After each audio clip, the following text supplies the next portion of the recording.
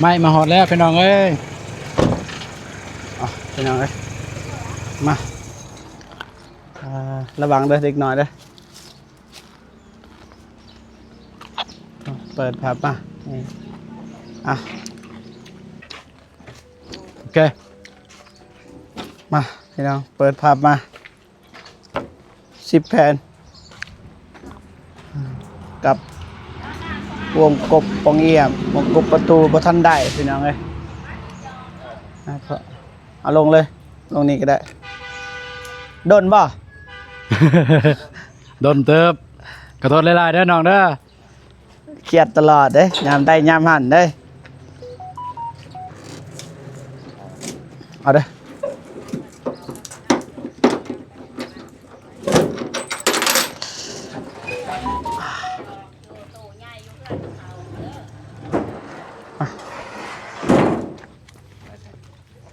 น้องนุ่มวันปลาเตียงบ่ไปพุ่นเกาะกองล่างก็ได้ใส่ก็ได้ใส่ต่างบ่ปลาเลย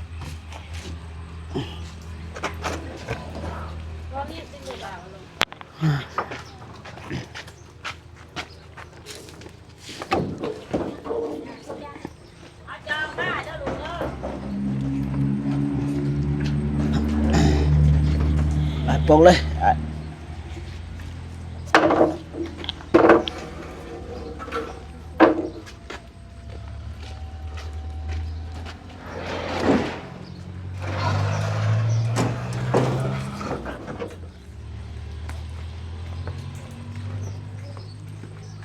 ปงเลย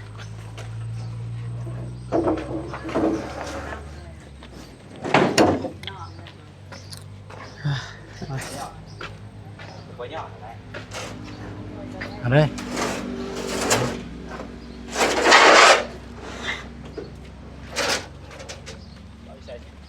ปลาใส่ก็ได้ปลาเลยเกาะกองล่างเลยก็ได้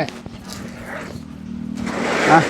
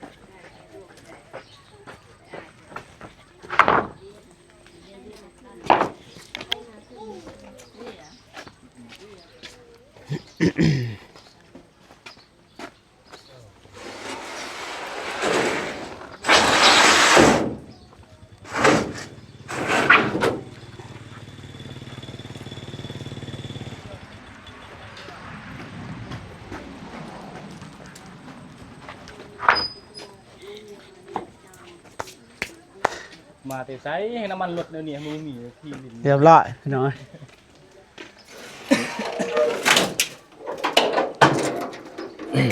เฮ็ดเองเด้อโอเป็นปานใด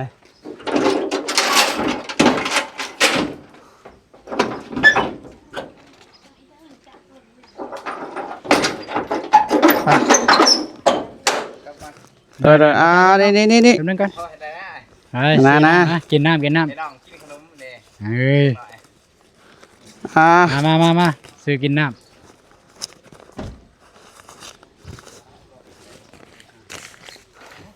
แต่20,000พอเลยแจกเล็กหน่อยคนละ10,000โอเคมาคนน้องเป็นมีน้ำใจได้ให้เด็กน้อยขอบใจสบายดีเด้อ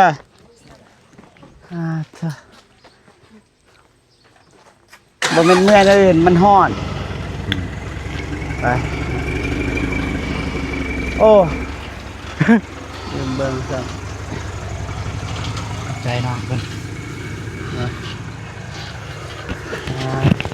น น้องเพิ่งมาส่งตลอดนะสบายดีเด้อน้องบ้านใจ โดยสบายดีเด้อ อ่าทางเฮากันนี่แหละ ไปมันนี่มันนั่งวางอยู่นี่เลย อืม เห็น นะเห็นนะอยูหันก็ได้น้องใจ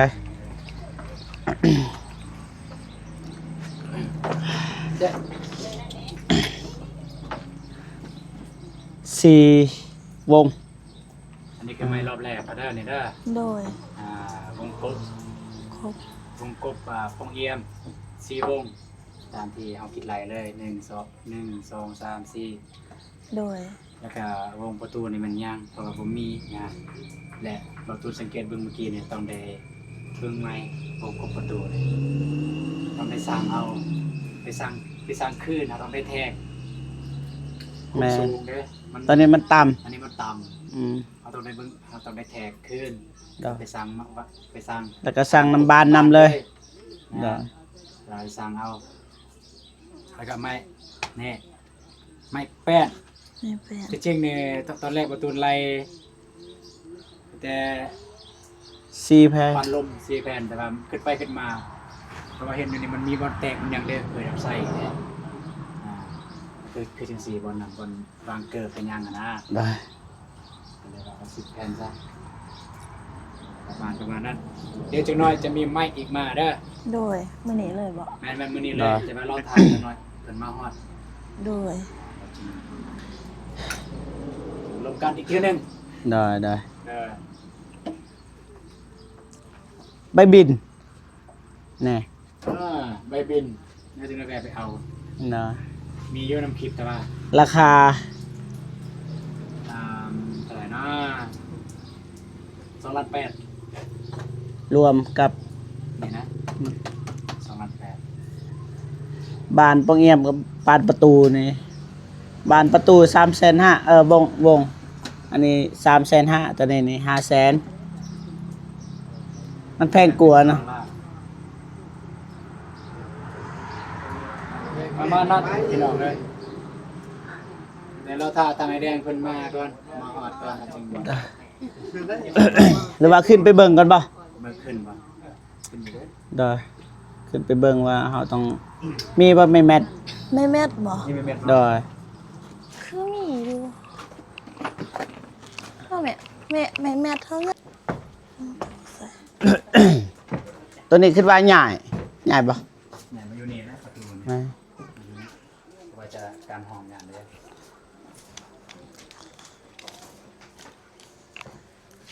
โอเคแท็กไว้บัดผู้เชี่ยวชาญ จับบ่ น้องวานจับเทิงเลย จะอ่านเลย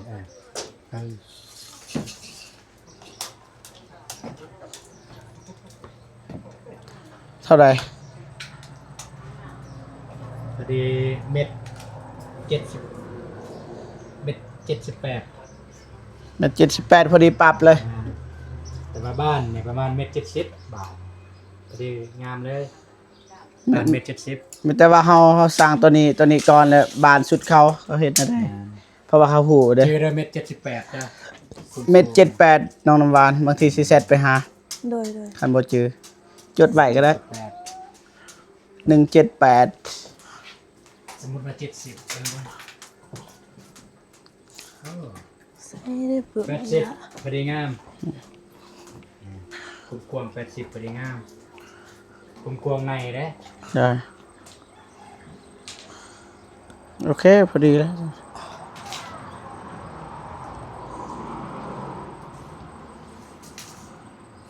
น้อยเด้70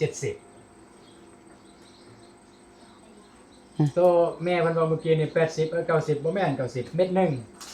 เนี่ยกว้างนี่เบิ่งมาคัน90พอดีงามเลยประตูเข้านี่ๆเห็นบ่นี่เพราะว่าเขาแทกนอกเรียนแทกนอกปุ๊บเป็นสิ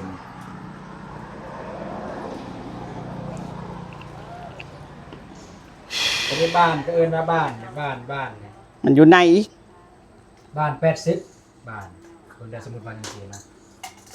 นี่ สำเนียงเนาะมันจะมี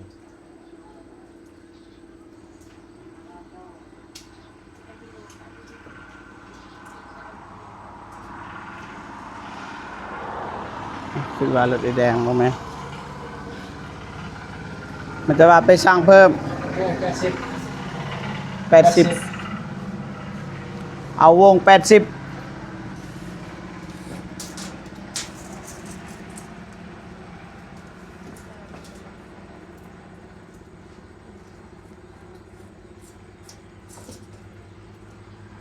แถวเตลเบิงลุมก็ได้อ่ะมันสำคัญเลยตอนนี้จื้อแล้ววง80อ่ะเขาสร้างบางยาววงเท่าไหร่ เมตร78 70 80พอดี 70แล้วก็80เขาสร้างบางยา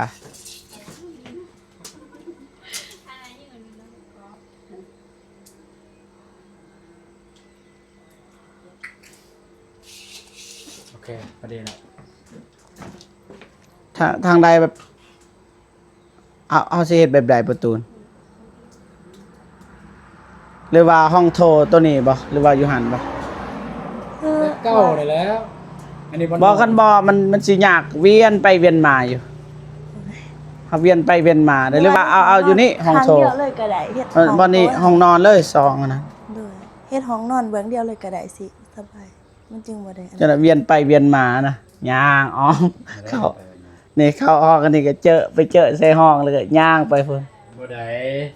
เจ้าเข้านี่ปุ๊บห้องโถงเลยนี่จังซี่เนาะจะเข้ามาประตูนี่ห้องโถงเลย ก็อยู่ในห้องหนึ่งอยู่ในประตูหนึ่งไม่ได้นะประตูหนึ่งประตูเข้าห้องนี่นะประตูหนึ่งนี่ห้องโถงอันนี้กัน ใช่ กันไว้แล้ว เพราะว่าเขาสิเฮ็ดประตูอยู่นี่บ่ นี่อีกประตู หรือว่าเขาสิเฮ็ดประตูอยู่นี่บ่อันประตูอยู่นี่ก็แล้วแต่ แม่ละตามแผนเข้าใจบ่ตามแผน โอเค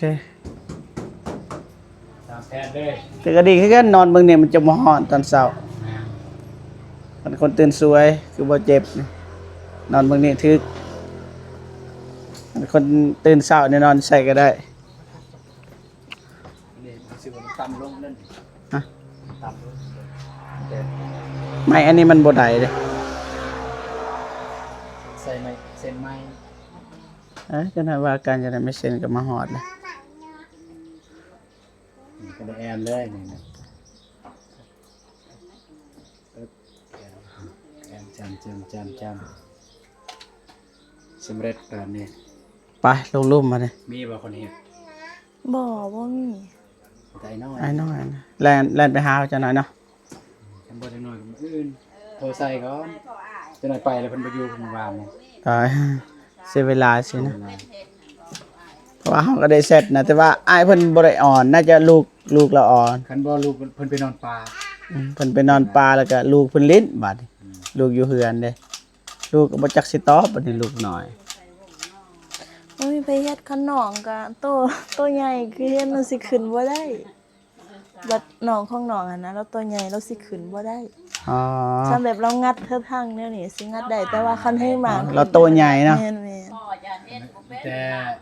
ไอ้น้อยเรามาซอย ไอ้น้อยไอ้ ๆเราหมาก น้อย หมากได้แต่เราขึ้นเทิงบ่ได้เพราะว่า แต่ว่าสิเอาคนอื่นมาซอยเด้อ โดย สิเอาไอ้น้อยเพิ่นมาซอยแล้วก็ท้ายน้อยเพิ่นอีหยังที่เฮ็ดบ่ได้ก็หายแดง อืม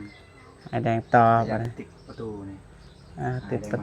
ระตูอีหยังหายแดงไปซอยทางนั้นก็แพ้บัตรพี่น้องเพิ่นดีแล้วยามนี้ฝนบ่ตกสังกะสีบ่ตูน จะเบิ่งเงินจะหน่อยแต่ยังเหลือแล้วไม้ประตูไล่พอดีแล้วไม้กันไม้เก่าแล้วไม้นี่เนี่ยบ่ได้แล้วนี่ออกเลยสิได้กันแค่ไม้นี่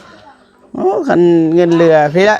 ลูกติ่งเอ้ยใส่นี่ประตูนะ ว่าแน่มาก จวด มดหักเป็นทอนเป็นทอน หักบ่ หักหมอดเจาะผู หักเลย มันเด้หมดหักเลยใหม่นะ ตัวใหม่เล่าวแนวนี้นี่ ใส่ทำไม ได้ใหม่งานจับ นี่ใหม่แบบนี้นี่นะหมางตัววันนี้หักออกครึ่งเลยเพราะว่ามันโดก แน่นอนตัวนี้ออกแน่นอนเพราะว่าบ่ตูนเราสั่งเลยเพราะว่าทางเฮาสั่งเลย ให้ห้องมันใหญ่ขึ้นใหญ่ห้องมันใหญ่ขึ้นเด้อ นะ นี่แหละผมคิดก่อนถ้าอยากให้ห้องมันใหญ่ขึ้นเด้ออันนี้ไม่ได้คือสิบบอกเลยเป็นเพราะว่าเดินตามนี่นะถ้าอยากให้ห้องโถมันใหญ่ขึ้นนี่แอมตัดสำนีไปพุ่นอันนี้เป็นนอกซานอันนี้ก็แอมเหมือนกันแอมเลยนี่อันนี้เป็นนอกซานอันนี้นอกซานเป็นยังไงดูนี่แหละนอกซานไม่ได้ใหญ่นอกซานห้องอันนี้กับอันนี้อันนี้กับอันนี้ห้องโถงจะพุ่นมาพี่เลยใหญ่ห้องโถงจะพุ่นมาพี่โอ้ละวันนี้นะเบิ่งสิเบิ่งบ้านโบเรือบ่พอดีบ้านก็พอดี แล้วก็เฮ็ด2หอเลยเอาเฮ็ดคันเฮ็ด2ห้องมันก็พอดีอยู่ พอดีนี่สมมุตินี่บ้านหนึงแบบปองเดียว1 2 3 4พอดีงามได้แฟนมื้อนี้เราจะขึ้นภาพออกไว้ว่าประตูบอก เห็นอยู่แต่ว่า ขึ้นภาพออกยัง ตัวนี้นี่ แม่นนี่ตัวนี้เป็นนอกซานได้นี่เวลาเอาแอบไปแอมแต่เสาเป็นประตูเลยตัวเข้าจะอยู่กลางกัน อ๋อ อันนี้ทางขึ้น อันนี้ขึ้นเลยไปพุ่น นอกซานนี่ ไอ้เฮือนมันแบบใหญ่เลย แม่นแล้วก็จะได้ห้องโถงเพิ่มขึ้นถ้าเอาเฮ็ดอยู่ในนอกซานห้องโถงมันจะได้น้อยลงห้องโถง แม่น้อยลงแต่ว่า อันนี้บ่นั่งก็สบาย จะได้ใหญ่ขึ้นบนนั่งคิดว่านั่นบ้านนั่นนี่ส่วนใหญ่จะอยู่กองล่างคนละแม่นบ่ โดย อยู่กองล่าง แบบใดก็ได้น้องน้ำหวานมักแบบใด มักเลยได้แล้วมันคือไอเบากับแฟนเก่า เราได้ก็ได้ ได้ก็ได้ โดย ง่ายๆสบายๆแต่ว่ามันบ่ผิดแผนวงปองเอียมเฮากับพอดีครบ เด้อ พอดีงามมันจะบ่ใหญ่โพด ขอแต่ว่าอย่าเฮ็ดให้รายจ่ายมันเพิ่มขึ้นให้มันซ้ำเก่า บ่ได้เพิ่ม แต่ว่ามันมีคุณภาพให้เฮาอะนะ คืออันนี้ปริมาณเพิ่มขึ้น เงินก็ซ้ำเก่า ปริมาณแบบวันหนึง อ่า ปริมาณนี่คือ เข้าใจ นะ บอล เป็นสิว่าคลองงางยังก็จะเพิ่มขึ้นแน่มั้งว่าของตัวนี้ก็มันกว้างแล้วนี่ของตัว แต่นี่เลย นี่แต่ตู้นี่เลยว่าเขาจะแอมนี่ตัดไปพุ่นน่ะประตูอยู่บนตู้นี่แหละประตูเขา อ๋อ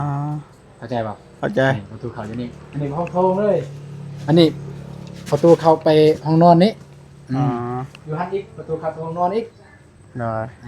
อันนี้ห้องโถงเลยกว้าง แล้วก็ ยาว ทางนั้นก็ไปเฮือนครัวเลย แม่ไปเห็นกลัวเลยโอเคป่ะ โอเคได้อ ยื ยู่ นรอนี่โอเคแต่ว่ากันเฮ็ดแบบเก่าเด้อห้องโถงมีแต่ซ้ำนี่นี่โปรเจกต์ซ้ำนี่ไปพูดซ้ำนี่ไปพูด ได้ นี่ห้องโถง นั่นเดียว แต่ว่านี่นอกศาล อันนี้นอกซาน อืม อ่า แต่ว่าถ้าประเภทนอกศาลมันใหญ่ แต่ถ้าไปเฮ็ดนอกซานอยู่นี่เฮ็ดเอาเปลี่ยนเป็นอันนี้เป็นนอกซานเอา ได้ ปริมาณมันจะเพิ่มขึ้น น่าได้น้องน้ำหวาน แนวน่าได้ก็ได้ที่อายคิดว่ามันง่ายก็น่าได้ก็ บ่มันบ่ยากบ่ง่ายนะเขาจะเฮ็ดให้น้องนะเดี๋ยว นี่ นี้ ได้นอกกันสะดวกสบายนอก อยากเฮ็ด ว่าแบบเก่าคืออันนี้นอกซาน เลิก ห้องหนึงห้องหนึงแต่ห้องโถงมันจะน้อยลงแต่ว่าอีกแบบใหม่คืออันนี้เขาจะเฮ็ดเป็นห้องเลยบนห้องยืนนี่เป็นห้องเนี่ยเขาจะเอานอนนี่เป็นนอกซานแทน แล้วก็ตัวดีนี่แน่นอนเลยห้องพ่อแม่ให้มันใหญ่ห้องนั้นหวาน อันนี้ห้องใหญ่ สิหลุดหน่อยนึงเฮ็ดแบบนั้นเพราะว่าเขาเช็คออกเด้บ่นี้เด้ จะนอนลงน้ำหวานก็นอนอยู่นี่หรือกับน้องนี่ก็ห้องใหญ่ห้องนึงไว้มิกไว้เมียนเงินเมียนคำอันนี้ก็ห้องโถงไว้แขกคนมาเยี่ยมมายามเนี่ย ไปวันนี้ลง ยามบุญยามสิ้นน้องก็มีบอลแขกคนขึ้นมากัน เด้อ มีบอลตอนฮับ ไต่ไฟ บ้านนี่ แซงซีมุบมับบ่ได้เด้ตอนนั้น ไปลงมานั่งมาเลยบอลเก่าอีกเลย มันบอลเก่าพี่น้องเลย ท่าเก่าบอลเก่า มา เอาถ่ายแดงพี่น้องเอ้ยคือน้องฮู้หั่นแหละเป็นงบของอ้ายคืนนี้เมื่อวาน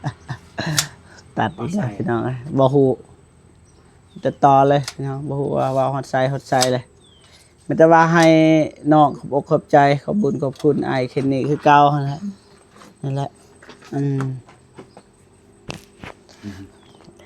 กราบขอบมกขอบใจทางไอเคนนี่ทางผู้ใหญ่ใจดีที่สนับสนุนน้องมาฮอดมื้อนี้ขอบุญขอบคุณหลายๆที่เฮ็ดให้น้องได้มีมื้อนี้เพราะว่าน้องเองก็บ่คิดบ่ฝันว่าสิได้มีมื้อนี้คือการขอมกขอบใจหลายๆขอให้อ้ายสุขภาพร่างกายแข็งแรงปราศจากโรคภัยไข้เจ็บต่างๆให้มีแต่สิ่งดีๆเข้ามาในชีวิตให้ชีวิตของอ้ายเพิ่นก้าวหน้ายิ่งๆขึ้นไปสาธุ สาธุไหวเนาะ บ่เป็น กิจังว่าและคนแบบประสบการณ์มีอะเด้ว่า แม่นคนอื่นเฮาซ่อนเบิดเด้ วันยูทูบเบอร์เคยเข้ามาความจริงก็ตื่นเต้น อ่าฮะ ตื่นเต้นแต่ก็ พยายามบ่ออกจากใจได้แล้ว เดี๋ยวแม่นหยังกันนี่ นี่บ่เอาอัดห้องอะไร ฟ้าโลงบ่ บ่แม่น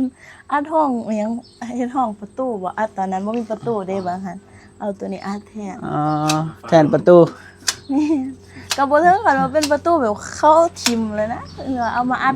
เป็นฟองหั่นไว้ลงเผา อ่า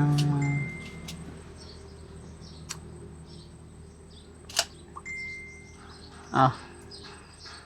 เจอกับรถเมื่อกี้ในห้อเกือบตำดีแล้วรถใหญ่ไปตำก่อนมันแต่เราถ่ายแดงพี่น้องนะไปบ้านนี้เพราะว่ามันสิยืดมันสิยาวไปน้องซ้ำซาเสร็จเราถ่ายแดงเพิ่นเอาเจ็บกับสิจบคลิปก่อนเนาะคนอื่นเบิดกับกราบขอบอกขอบใจขอบบุญขอบคุณอายเคนนี่ที่ไว้วางใจเบาเจ็บแล้วก็เบาตูนเป็นสะพานบุญในครั้งนี้นะจังใดก็ขอให้อายเพิ่นเนาะจงมีแต่ความสุขสุขภาพแข็งแรงขอให้อายุมันคนยืนนะความเจ็บบ่ให้ได้ความไข้บ่ให้มีปรารถนาสิ่งใดขอให้ได้สิ่งนั้นสาธุเจอกันคลิปหน้าพี่น้องเนาะรอถ่ายแดงแล้วก็ให้เบาตูนเพิ่นอัปเดตต่อนะสำหรับคลิปนี้สบายดีเด้อพ่อแม่พี่น้องเบิดสุขคนพี่น้องเนาะบาย สบายดี บ๊ายบาย